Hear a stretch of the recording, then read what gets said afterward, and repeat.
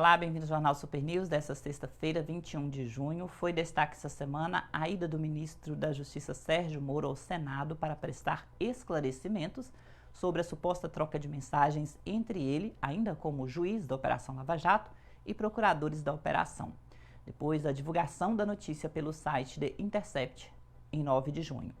Durante a sessão, que durou cerca de 9 horas, Sérgio Moro negou que as mensagens tenham sido enviadas por ele e que isso ferisse a sua imparcialidade, caso elas tenham sido realmente enviadas. E ainda afirmou que teve o seu celular hackeado.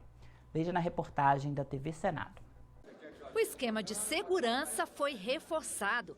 Na sala da comissão só entraram parlamentares e jornalistas credenciados. Sérgio Moro chegou pouco antes das 9 e entrou na sala da comissão sem passar pelo pelotão de jornalistas que aguardava nos corredores.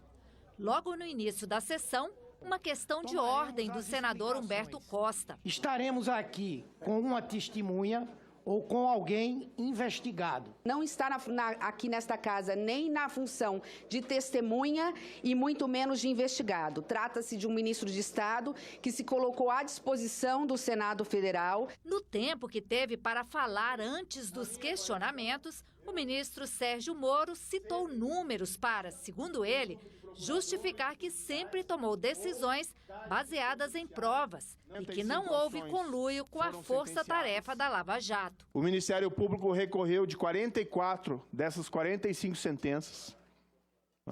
Se falou muito em conluio, aqui é um indicativo claro de que não existe conluio nenhum, inclusive divergência. 44 recursos de 45 sentenças. Foram 291 acusados no total.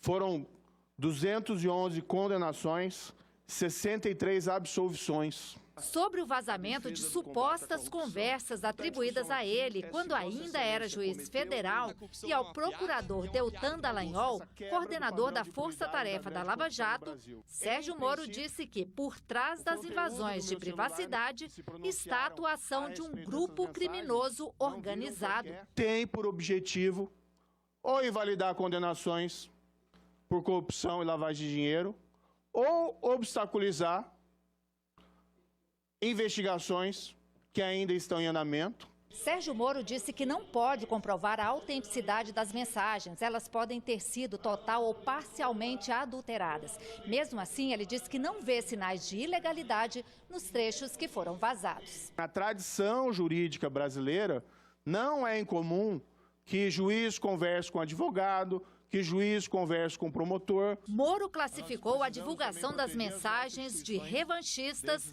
e sensacionalistas. Me espantou um certo, não só a divulgação, sensacionalismo, mas um certo revanchismo que surgiu por gente que eventualmente até envolvida em atividades criminais a partir da revelação desses fatos. Foram dezenas de perguntas. Quase 40 senadores se revezaram nos questionamentos, nas críticas ou na defesa do ministro Sérgio Moro. A justiça, que é representada neste caso pelo senhor e pelos desembargadores, que tem que guardar distância. E o senhor não guardou distância, por isso a caracterização de conluio. Eu fui delegado 27 anos. Eu fico imaginando se fosse eu, delegado de polícia, que mantivesse contato por WhatsApp com o advogado do indiciado que eu instaurei o inquérito. E que se isso chegasse ao conhecimento do titular da ação penal, do Ministério Público e do próprio Poder Judiciário, eu acho que eu sairia preso da delegacia na qual eu fui titular. O que restou para aquele grupo político ferido de morte por conta das diversas condenações por corrupção foi a batalha de narrativas políticas. É o que temos hoje. Uma narrativa de perseguição que precisa subsistir por interesses eleitorais ou eleitoreiros. Criminosos quebraram o sigilo, invadiram telefones celulares de pessoas que são importantes da República. Esse é o crime, que não provou nada. É um amontoado de palavras, de frases que não prova nada. Um pequeno tumulto aconteceu quando o senador Marcos Duval disse que o ministro estava sendo atacado por políticos investigados pela Lava Jato. Você vai sofrer muitos ataques daqui, infelizmente, de dentro da casa, por pessoas que estão sendo acusadas pela Lava Jato e que querem te descredenciar. Presidente, eu não estou conseguindo...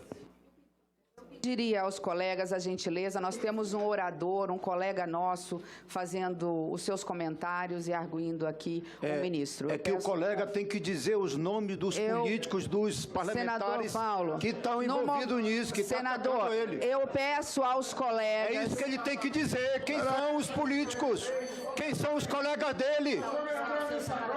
E no próximo bloco, veja a opinião dividida dos senadores sobre as respostas dadas pelo ministro Sérgio Moro durante a audiência na Comissão de Constituição e Justiça no Senado na última quarta-feira. Voltamos em instantes.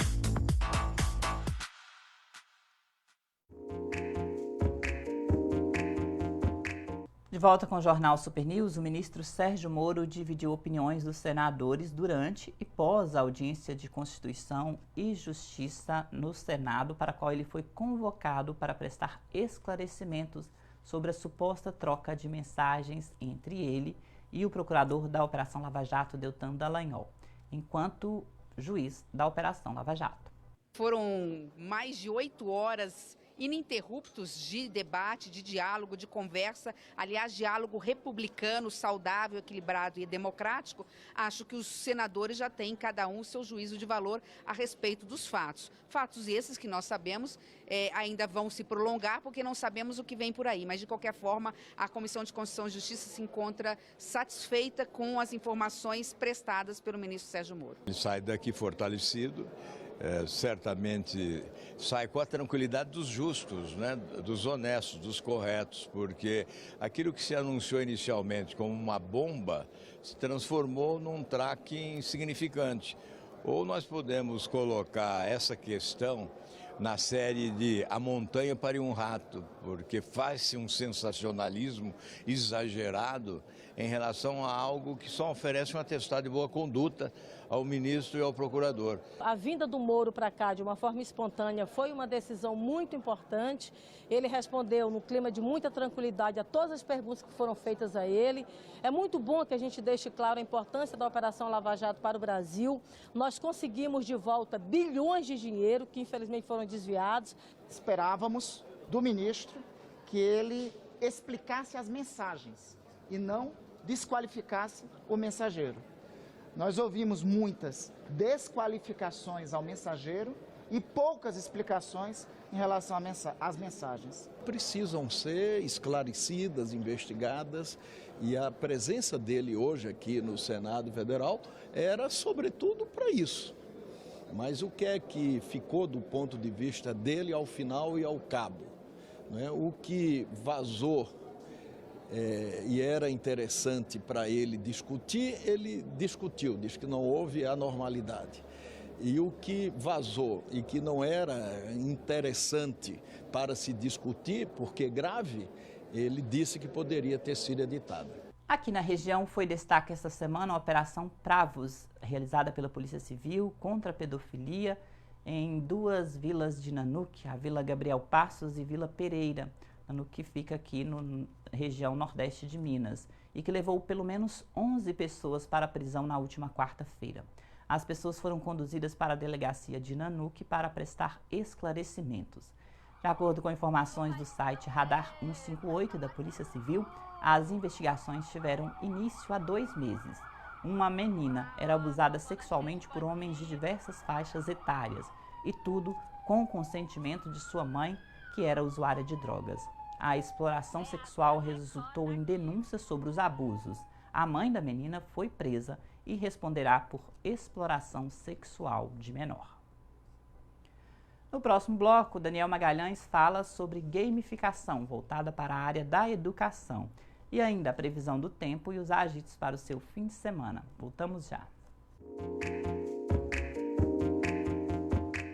Anuncie sua empresa no jornal mais conceituado de Governador Valadares. Direção: Daniel Andrade. WhatsApp: 33 99947 5168. Telefone: 33 99125 2280. Divulgamos em televisão, rádio, redes sociais, entre outros. Você encontra o jornal Guia Leste nos principais comércios de Valadares. E lembre-se bem, quem não é visto não é lembrado. Anuncie já!